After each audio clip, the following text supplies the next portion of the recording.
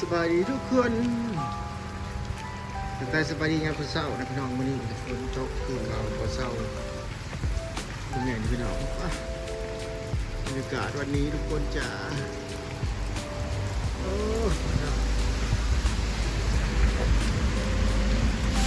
ฝนตกพอเศร้าบ่เลิกพี่น้องเลยน้ำท่วมมาเลยพี่น้องฝั่งไทยฝั่งลาวบ้านเฮาก็คือว่าน้ำท่วมคงจะข่าวแบบพิลึกพิลั่นไปชมบธรรมดาจะเป็นใครคนนี้ที่ว่าคุณแหงสิเหลือเกินทุกคน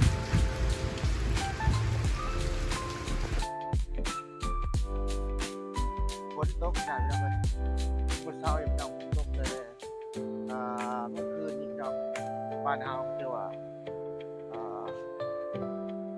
ทุกข์ภัยได้หลายปองหลายทีเพราะโดยเฉพาะแขวงภาคเหนือครับ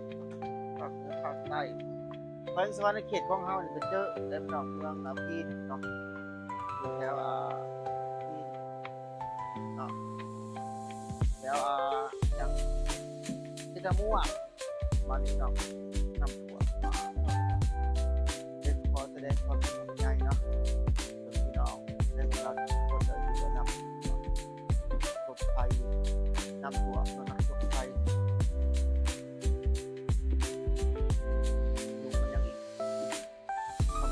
บายกันคนเนาะหรือว่าจะนักมองอยู่คน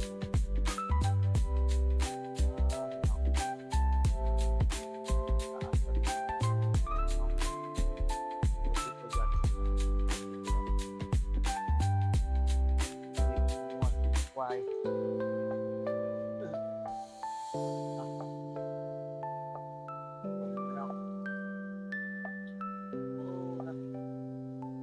ดูนักพอสมควรนะทุกคน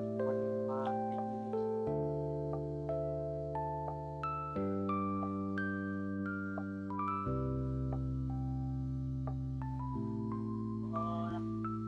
ขี่รถชนฝนไม่ต้องรถอะไรยังขึ้นไปภาพฝนที่ไหนไม่ต้องเดินไฟสู้หน้าฝนก่อนเดียวดึกดีทุกคนเราธรรมดาเลยทุกคนนะสำหรับไฟของเราคือเราดวงใจทุกคนนะเอาก็ได้ยังไงช่วยยังไม่ได้ช่วยแต่เป็นแห่งใจเนาะส่งกำลังใจถึงทุกคนส่งไฟตรงนี้ให้ปลอดภัยเป็นกระซิบคุ้มครองสำหรับได้ข่าวมาใหม่นะทุกคนนะต้องเอา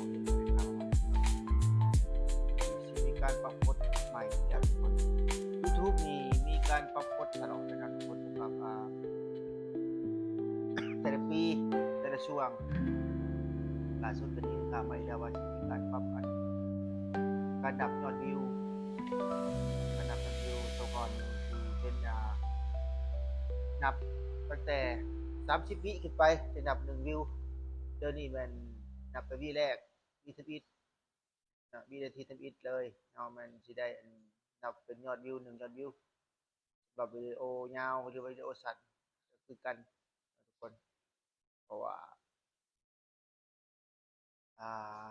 YouTube ของเฮาหันสิมีการปรับกฎกติกาใหม่อีกแล้วเพิ่นว่านะพี่น้องนะแต่ว่าจังได๋ก็เป็นกำลังใจให้ทางครีเอเตอร์ยูทูบเบอร์หลายๆคนทุกคนเนาะในการเฮ็ดคลิปต่อไปเอาเองก็เป็นกำลังใจให้ตัวเองแหน่พี่น้องมันก็วิวบ่ค่อยดีคือเขานะแต่ว่าก็สู้ๆทุกคนเนาะเป็นกำลังใจให้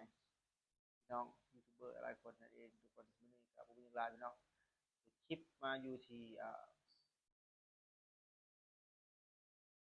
เฮาพักบ่ได้ไปทางใดฝนตกพี่น้องเห็นแต่พายุเนาะเขาสิไปถ่ายคลิปอยู่ข้างนอกวิ่งต่างก็มันไปบ่ได้ดอกโซนนี้พี่น้องเอ้ยผลกระทบหลายๆอย่างทางด้านธรรมชาติเองพี่น้องวันนี้มีนัดกับบ่อแก้วสิออกมาหาอีกบัดช่องเพิ่นน่ะช่องเพิ่นมีปัญหาอีกแล้วนะพี่น้องนะบ่รู้ปัญหาหยังเดี๋ยวมาติดตามชมคลิปของเพิ่นอีกบัดหนึ่งเนาะ บ่าวแก้วบรรณาตัวนี้ก็คือว่าอะไรพี่น้อง YouTube มันไล่ปิดเด้นะมีแต่ว่าทำใจไอ้เจอทาง YouTube ปิดฉากก็ได้เนาะถึงยังไงก็ตาม YouTube ก็ YouTube มีการเปลี่ยนแปลงใหม่ในการ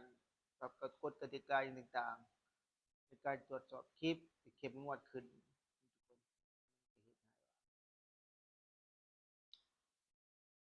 การยากลำบากสำหรับหลายคน